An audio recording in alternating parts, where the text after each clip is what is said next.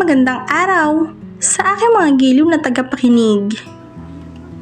Welcome sa Dear Ate Len.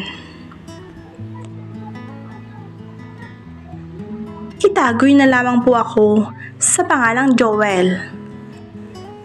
60 taong gulang, tatay ng 3 anak, at biyenan ni Giselle. At oo, sa mismong araw ng ika-60 kong kaarawan, nagsimula ang lahat.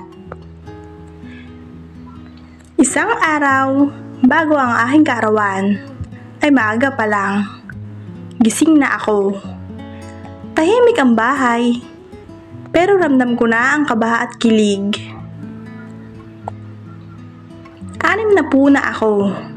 Bulong ko habang nakatitig sa reflection sa salamin. May guhit na puti na ang buhok ko. Medyo lawlaw ang pisngi, pero ang puso parang hindi pa rin nadadagdagan ng taon. Tay Joel, sigaw ng panganay kong anak mula sa sala. Papunta na raw sina Adrian at Giselle. Malapit na daw sila. Tumibok ng mabilis ang dibdib ko. Hindi ko alam kung dahil lang ba sa excitement na makita ulit ang bunso kong anak,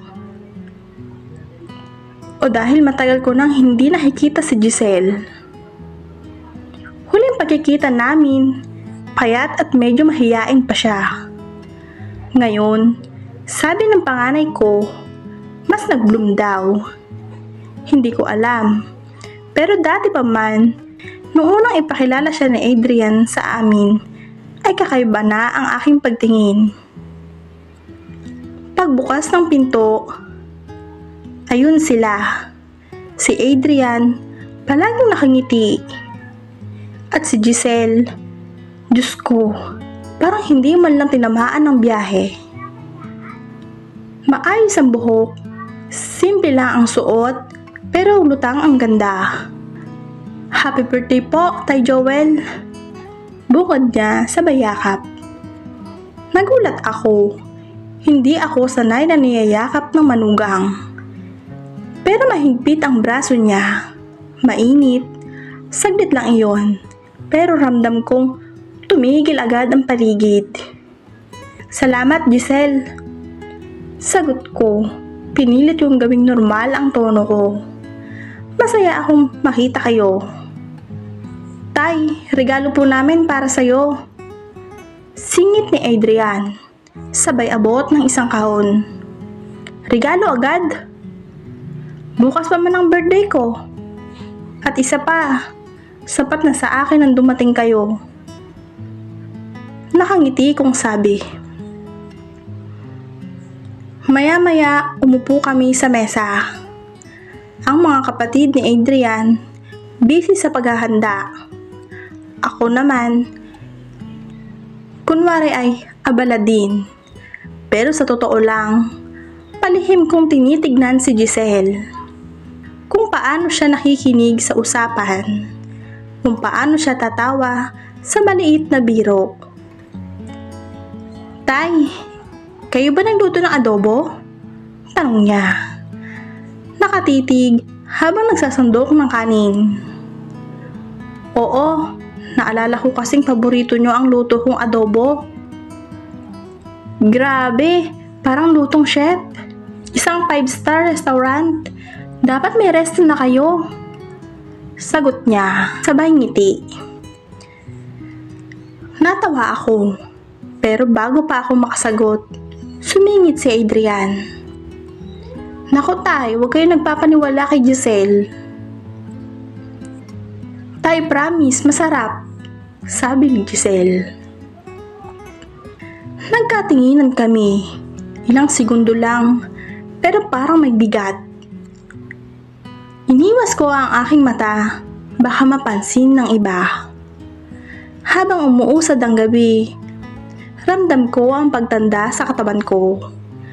Pero kakaiba, kasi sa presensya ni Giselle, parang bumabalik ako sa edad na 30. May halong saya at kaba. At sa gitna ng tawanan at kwentuhan. May isang tanong na biglang bumigat sa isip ko.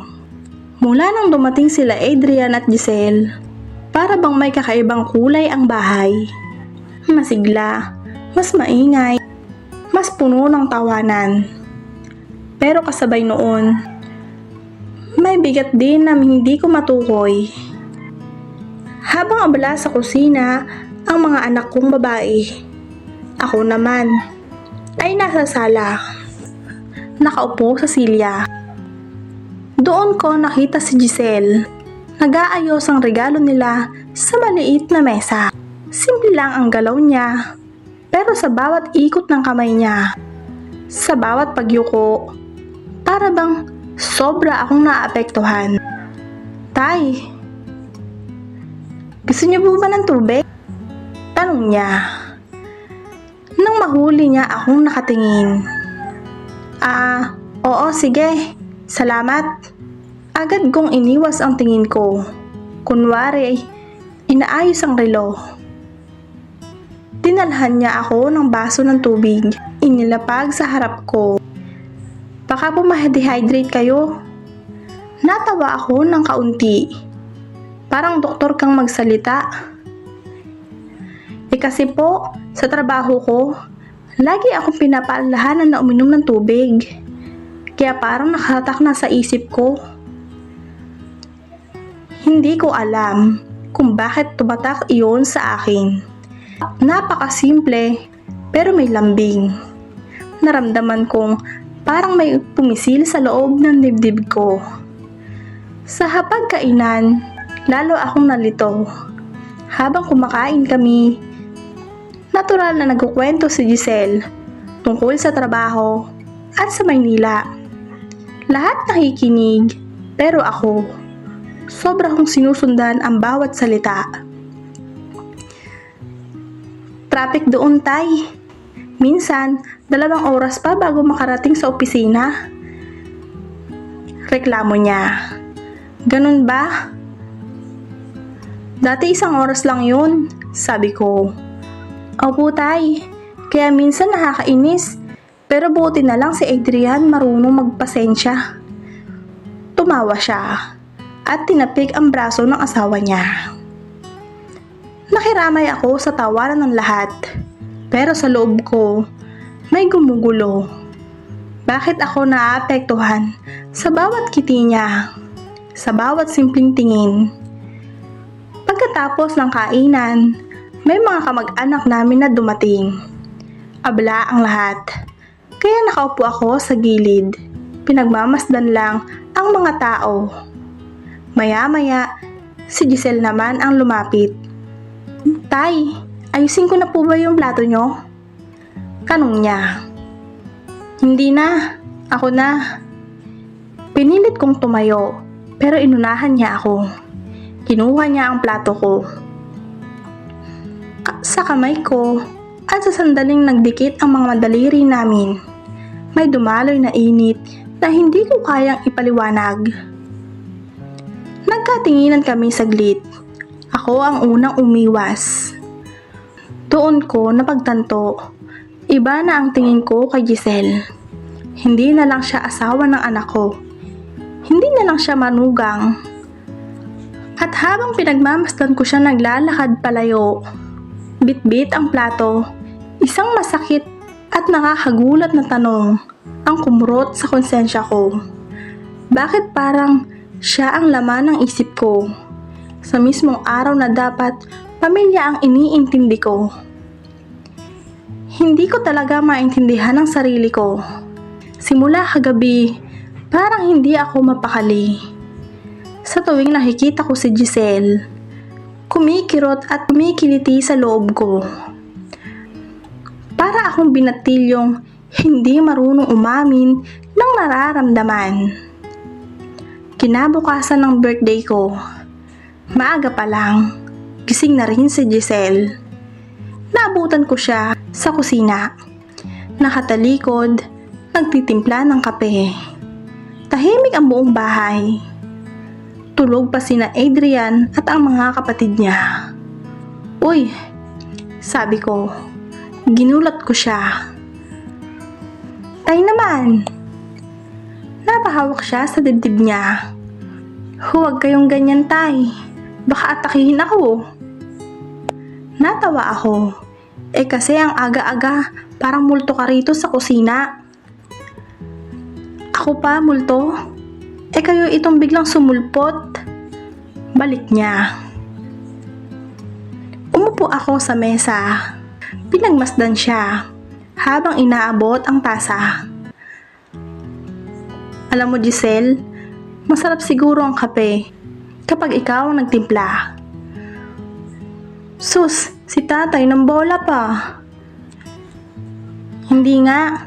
Ibang init kasi kapag ikaw ang naghahain. Sabi ko, sabay kindat. Napatawa siya, pero umiling. Ewan ko sa iyo, Tay, kung ano ang pinagsasabi mo dyan. Joke lang. Natatawang bawi ko sa sinabi. Ngumisi lang siya at naglagay ng tasa sa harap ko. Sige, ako na magtitimpla. Pero huwag ka mag-aasar ah. Baka isaboy ko tong kape sa'yo. Kung isasaboy mo, siguraduhin mong mainit. Para may dahilan ako. Para palaging maaalala kita. Sagot ko, medyo seryoso. Natigilan siya saglit, bago natawa ulit. Naku, Tay, marunong na rin kayong gumanyan. Nagtagal kami sa kusina. Nagkukwentuhan tungkol sa trabaho niya. Mga biro tungkol kay Adrian na palaging antukin. Natural ang daloy ng usapan, pero sa ilalim ng lahat ng tawanan, ramdam kong may iba. Pagkatapos ng almusal, abala na ang buong bahay sa pagliligpit. Nahasala ako noon, nanonood ng TV. Nang biglang dumaan si Giselle, may bitbit na basket ng labada. Giselle, tawag ko. Wag mo nang buhatin. Mabigat kaya yan? Hindi po, kaya ko po, Tay. Exercise na rin. Sagot niya. Exercise? Baka mabalian ka pa ng baywang. Sayang naman. Biro ko. Sayang? Bakit, Tay? Kasi, maganda pa naman ang hubog mo. Sayang kung masisira. Nagulat siya. Pero agad ding natawa. Grabe kayo, Tay. Kay Adrian na lang po sabihin yan. Ay, wag. Magkiselos yun. Sagot ko. Sabay tawa. Alam kong biro lang ang palitan namin. Pero bawat sagot niya, bawat ngiti, lalo akong naaakit sa kanya. Napilit kong itinatanggi. Hindi ko na maikakaila simula nang dumating si Giselle. Para akong nahulog sa bitag na hindi ko alam kung paano lalabasan. Lalo na ngayon, parang siyang mismo ang nagsisimulang sumabay sa mga biro ko. Hapon noon, nagpasya akong lumabas sa terrace para magpahangin. Tuon ko siya nadatnan. Nakaupo, hawak ang cellphone, at kita ang makinis na batok. Hindi ko alam kung anong demonyong nagtulak sa akin, pero lumapit ako. Ang ganda ng view dito, no? Sabi ko. Oo nga po, Tay. Sagot niya. Hindi inalis ang mata sa langit. Parang ang sarap tumambay dito. Hindi lang view ang maganda. Halos pabulong, pero sapat para marinig niya. Lumingon siya sa akin, bahagyang nakataas ang kilay, pero ngiting pilya. Aba, kayo pa talaga, Tay. Hindi kayo naubusan ng banat. Umiling siya, pero hindi siya tumigil sa pagtitig sa akin. Para bang may binabasa sa mga mata ko. Tahimik kaming sandaling nakatingin lang sa isa't isa. Nang naramdaman kong masyadong umiinit ang hangin, binasag ko ang katahimikan. Alam mo, Giselle, kung hindi kita manugang, malamang liligawan kita. Napahalakhak siya. Loko ka, Itay. Liligawan? May asawa na ako. At anak niyo pa. Kaya nga sabi ko kung hindi Sabay kindat ko. Tumawa pa rin siya. Pero ngayon, mas kakaibang lambing sa boses niya. Baka mahulog pa ako sa matamis mong salita. Napatigil ako. Hindi na yun simpleng biro. May sagot na siya. At may apoy sa sagot niya. Kung mahuhulog ka, kaya mo bang saluhin ako? Tanong ko. Kalahating biro, kalahating totoo. Sandali siyang natahimik bago ngumiti ulit. Depende, Tay. Baka kasi sabay tayong mabalian. Tumawa kaming pareho. Pero sa ilalim ng tawanan, ramdam ko ang alon ng init sa pagitan namin. Parang may kuryenteng dumadaloy mula sa tingin pa lang. Maya-maya, napalapit siya ng bahagya. Inabot ang basong nasa mesa. Amoy na amoy ko ang pabango niya at halos magdikit ang braso niya sa braso ko. Napalunok ako. Tay, bulong niya habang nakayuko. Ingat po kayo sa mga biro. Baka kasi seryosohin ko. Para akong tinamaan ng kidlat. Hindi ko alam kung paano sasagot. Kaya't ngumiti lang ako. Pilit na kontrolado ang sarili. Di seryosohin mo. Nagkatinginan kami ulit. At sa pagkakataong iyon, hindi na biro ang laman ng mga mata. Mainit, may tukso, at may kaba. At doon ko napagtantong nasa bingit na kami ng isang bagay na hindi namin basta-basta mapipigilan. Hindi ko na maalala kung paano nagsimula ang gabing iyon, pero malinaw pa rin sa isip ko kung paano ito natapos. Magkahalong tawa, bulungan, at init ng hindi na basta biro lang. Pagkatapos ng araw ng handaan, nagsiuwian na ang mga bisita. Tahimik na ang bahay. Nasa sala ako, nakasandal sa sofa. Lasing-lasingan sa pagod. Maya-maya, bumungad si Giselle mula sa kusina. May hawak na baso ng malamig na tubig. Tay, sabi niya. Uminom po muna kayo. Pawis na pawis kayo kanina Tinanggap ko ang baso. Nang mag-abot ang kamay namin, dumampi ang daliri niya sa palad ko. Mainit, malambot, at sandaling tumagal bago siya bumitaw. Salamat, sabi ko. Pero hindi ako makatingin sa tubig. Sa halip, nakatitig ako sa mga mata niya. Ngumiti siya. Parang alam niyang kung ano ang nasa isip ko. Umupo siya sa tabi ko. Masyadong malapit para tawaging normal. Ang laylayan ng kanyang palda, bahagyang dumikit sa tuhod ko. Masaya po ba kayo, Tay? Ngayong birthday niyo? Tanong niya. Oo, sagot ko. Masaya.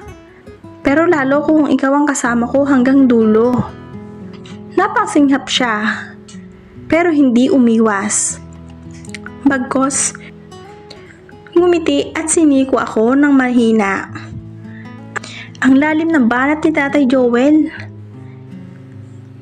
Kung maririnig kayo ng anak nyo, humihilik na kaya yun sa kalasingan? Natawang sagot ko. Tahimik kaming nagkatitigan. Ang pagitan naming dalawa, unti-unting nagiging masikip. Sa init ng hininga, inilapit niya ang mukha niya, kunwari nakikinig ng lihim. Tay, bulong niya. Sigurado ba kayong kaya nyo? Baka mapagod kayo. Umiling ako. Ngumisi.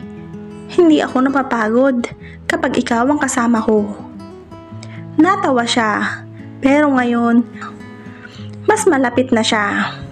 Ramdam ko na ang init ng kanyang balat. Lalong tumindi ang tensyon nang bigla niyang hawakan ng braso ko. Kunwari sinusuri ang lakas ko. Ang tigas pa ng muscle ni Tatay Joel. Biro niya. Parang binata pa rin. Kung gusto mong subukan, baka magulat ka. Sagot ko. Sabay haplos ang likod ng kanyang kamay. Hindi siya umatras. Sa halip, hinayaan niyang manatili ang kamay ko doon. Grabe kayo, Tay. Bulong niya. Ang tatapang mga salita niyo. Hindi lang salita ang matapang, Giselle. Sagot ko. Mas mababa na ang boses. Napapikit siya sa sandali. Parang ninanamnam ang bawat salitang lumalabas sa bibig ko. At sa pagdilat niya, doon ko nakita ang apoy na pareho naming tinatago. Hindi ko alam kung sino ang unang lumapit. Pero ang init ng pisngi niya, halos dumampi na sa akin. Ang amoy ng kanyang pabango, humahalo sa init ng hangin, sa pagitan naming dalawa. Wala nang biro, wala nang distansya. Ang katawan niya, halos nadikit na sa akin. At sa sandaling iyon, alam kong kahit anong pilit naming itago, pareho na kaming nasusunog sa apoy, na kami mismo ang nagsimula. Hindi ko alam kung dahil lang ba pareho kaming tinamaan ng alak o dahil pareho kaming matagal na itong pinipigilan. Hindi ko na maalala kung sino ang unang gumalaw. Basta, ang naalala ko, sa sandaling nagdikit ang hininga namin ni Giselle, wala nang kahapon at wala na rin bukas. Ang natitira lang, kami. Ramdam ko ang pag-init ng katawan niya. Habang unti-unti siyang napalapit sa akin, ang mga mata niya hindi na nagbibiro. May halong pang-aalinlangan pero mas nangingibabaw ang apoy. Para bang matagal na rin niyang kinikimkim at ngayon lang pinakawalan. Giselle, mahina akong bulong, halos pakiusap. Tay. Bakit, Tay? Sagot niya. Pero hindi siya lumayo. Sa halip, hinayaan niyang bumagsak ang kanyang palad sa dibdib ko. Ramdam ang tibok ng puso kong parang mababaliw sa bilis. Isang iglap lang, naglaho ang lahat ng hadlang. Ang mga yakap, halik, at haplos, matagal ko nang iniisip na bawal. Ngayon, nandoon sa mga kamay ko at sa bawat segundo. Lalo akong nalulunod sa sandaling kasama siya. Hindi ko maipaliwanag kung gaano kainit ang gabi. Ang hangin, parang wala.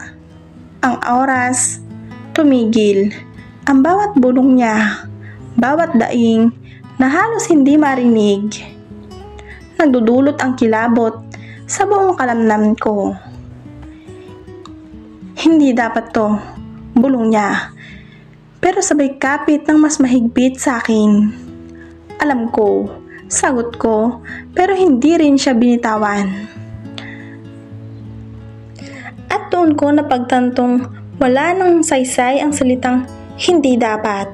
Kasi sa sandaling iyon, parehong katawan at damdamin naming kumikilos para sa amin.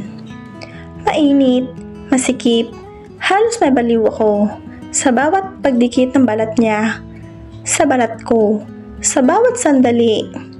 Para akong muling naging binata. Malakas, sabik, at handang kalimutan ng lahat. Basta siya ang kapiling ko. At nang tuluyan na kaming bumigay, hindi ko na alam kung saan nagtatapos ang katawan ko at ang nagsisimula ang kanya. Ang mundo ko naglaho.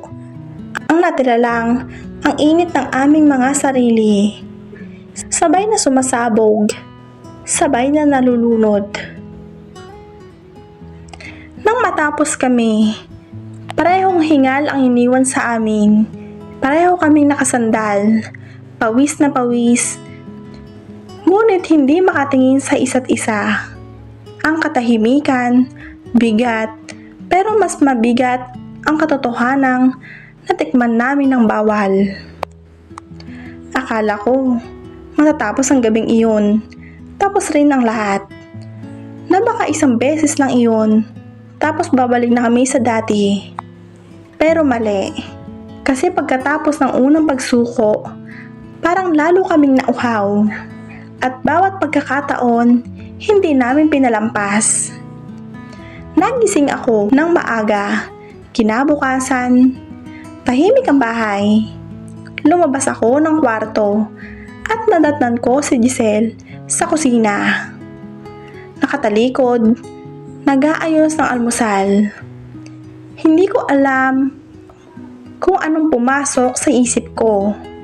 Pero lumapit ako at marahang ipinatong ang kamay ko sa bewang niya. Nagulat siya, pero nang lingunin ako, ngumiti lang. Walang salita, walang pagtutol. At ilang minuto lang, muli na namang sumiklab ang apoy sa pagitan naming dalawa. Sa mismong mesa ng kusina, sa katahimikan ng umaga, ninakaw namin ng isa't isa. Sumapit ang tanghali at habang abala ang mga anak ko sa sala, nagtatawanan. Si Giselle naman ay abala sa mga damit na sinasampay. Sumunod ako, kunwari tutulong, pero sa likod ng mga nakasampay na kumot, nagtagpo ulit ang mga labi namin. Sabik na sabik, ramdam ko ang kaba at thrill. Kasi alam naming pwedeng may makakita. Pero doon, lalong naging matamis ang bawal. Kinagabihan, pagkatapos ng hapunan, si Adrian lasing na at agad nakatulog sa kwarto.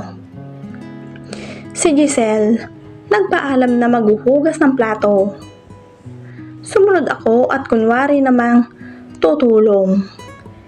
At sa ilalim ng malamlam na ilaw ng kusina, habang tumutulo pa ang tubig mula sa gripo, hinila niya ako palapit. Hindi na kailangan ng salita. Ang mga katawan namin, alam na ang gusto. Paulit-ulit, parang adiksyon. Kapag nagkakatinginan, alam na agad ang susunod. Bawat stolen moment, mas mainit, mas sabik, mas walang preno. Sa mga araw na iyon, bawat sandali ay parang binibilang. Para bang may orasan sa likod ng mga isip namin. Ilang oras na lang at aalis na sila. Babalik na sa Maynila. At baka tapusin na ulit ang lahat. Kaya't bawat halik, bawat yakap, bawat haplos, para sa amin ay parang huling beses. Walang sinayang, walang tipid. Kung saan kami abutan ng pagkakataon, doon kami nadadarang. At sa bawat ulit, lalo kami nalulunod. Hindi na ito simpleng tukso. Hindi na rin ito biro. Isa na itong apoy na pareho namin gustong sulitin bago kami tuluyan lamunin ng realidad. Hindi ko makakalimutan ang gabing iyon. Ang huling gabi bago sila umuwi. Ramdam kong mabigat na ang hangin sa pagitan namin ni Giselle. Mula kaninang umaga, yung mga tingin naming mahaba, yung mga sulyap na may kasamang tanong kung paano na bukas. Namahimbing na ang tulog ni Adrian. Ramdam kong hindi ako mapakali. Lumabas ako ng kwarto. Parang naghahanap ng hangin. At doon ko siya nadatnan sa sala. Nakaupo.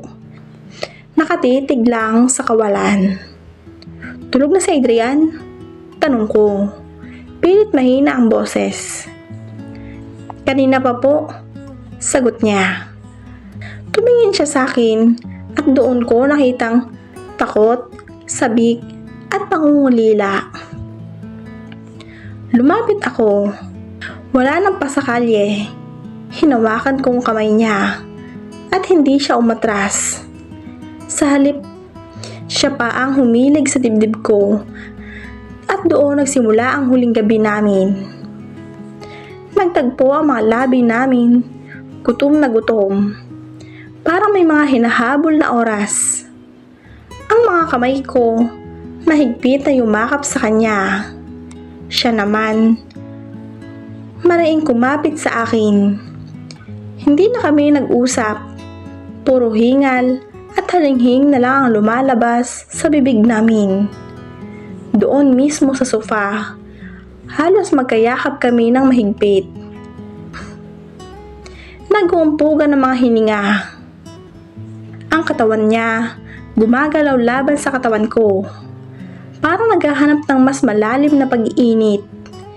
At doon ako, hindi ko na rin mapigilan. Ramdam naming dalawa ang tindi. Yung gigil na gigil at pilit pinipigil yung apoy na halos sumasabog sa bawat igkas ng balakang. Tumagal ng ilang oras ang gabing iyon. Halikan, haplos, yakap na parang ayaw nang kumalas. At bawat halinghing namin, alam naming iyon ang huling pagkakataon. Hanggang sa nakatulog kami, magkayakap pa rin, pilit na sinusulit ang bawat segundo. Kinabukasan, maaga akong nagising. Nakita ko siya, abala sa pag-impake. Parang walang nangyari. Pero nang magtagpo ang mga mata namin, saglit siyang ngumiti. Malungkot, pero totoo. Bago siya umalis, nagpaalam siya. Hinalikan niya ako sa pisngi. Mabilis, parang sulyap lang ng hangin. Tay, salamat ah. Bulong niya. At tumalikod na siya. Habang papalayong bumabagtas ang sasakyan, ramdam kong may iniwan siyang apoy na hindi na namamatay. At heto ako ngayon, nagsusulat, nagkukwento, umaamin. 60 taon na ako at ngayon lang ako nadarang ng ganito. Kasalanan man ito, hindi ko itatanggi.